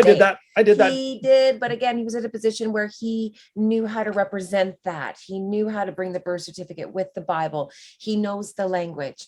That's the whole point of us doing Divergence Live, Monday to Friday.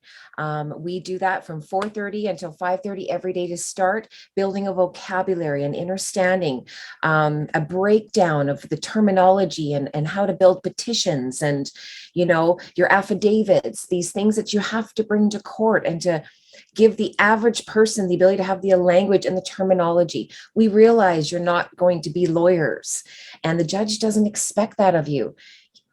They expect a lot more from Darren than they're going to expect from someone where this is just new and you don't have the words, but you have enough of an understanding of the energy of it that it's something that is, like Darren talks about, awakening something in you. You know, there's something about this. From the moment I met this man, from before I even met him, I knew just from what the energy of equity, there was something to it. So if you want to learn more, please join our Divergence Live. Like we said, every Monday to Friday. We do have our kindergarten every Friday, except next Friday. We have to take that off because it's our chancellor's birthday. And so we're going to be celebrating that. So thank you very much for showing up, loved ones. We do have the document that you can download in the chat if you wish. We will keep it open for a few more minutes so that you can do so. And I have one more thing to add here, respecting aliens. Let's pretend for a moment. We as private nationals, we as private citizens start tapping those untold resources in the background here that the Consolidated Revenue Fund holds for each and every one of us. Okay, so you as a private national, private citizen, have access to a lot of currency, a lot of stuff. What happens if ships appear in the sky? What if, again, considering what the military probably has access to, right? Okay, let's just stretch this one out for a minute. We know we're about 100 years behind the public, right? Compared to what they're actually doing in the background. If these ships actually appear in the sky and you're private in the background with all this type of wealth, who on earth has the ability to present a beautiful message to all the inhabitants of this planet through a ship? If they had a speaker beaming down a message to planet Earth, greetings, Earthlings, loved ones.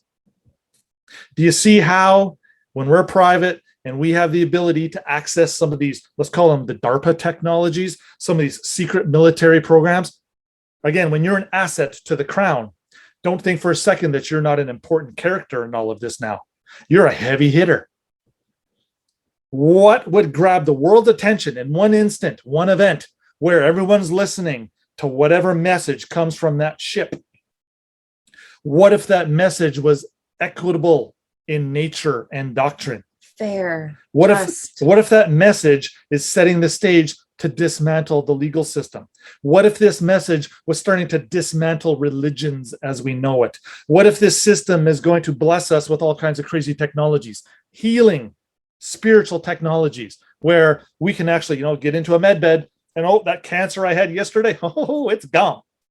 Now remember, the private nationals, the private citizens, we're going to be accessing all these spectacular technologies first. It's up to us. Once we get it, it's up to us to help push them out to the greater public. Those who are deserving of it are going to get it first. That's why we're here. Where do you think the alien message is going to come from when you're an alien right now? And where you're going, you're going to be construed as an alien to the state because you're now going to be a friendly alien, a foreigner. So just chew on that for a moment, loved ones. Like, there's some incredible stuff coming, and I'm grateful that I have the opportunity to be here with you and to share this all with you. And I look forward to our next segment. Kindergarten, 2 weeks. And we're going to be doing little U meditations. We've had such a huge request for this. My queens have been in this for probably 6 months, in-depth, hardcore training. There's a reason we went dark. There's a reason we went quiet. This man was putting us in training. Spirit was putting us in training. So let us teach you what we learned. So join us for that in 2 weeks from now. Kim, is there anything else that we have to cover? Yes, so in the chat, there's a link for the Dropbox so you guys can download the document. This will be up on our YouTube, Telegram group, which the link is also in there, so feel free to join, and on our Facebook. So you will get to rewatch this later. Just it takes about 2 days to upload. Fantastic. Thanks so much, loved ones. We'll see you next time. Love you all. Bye. Peace.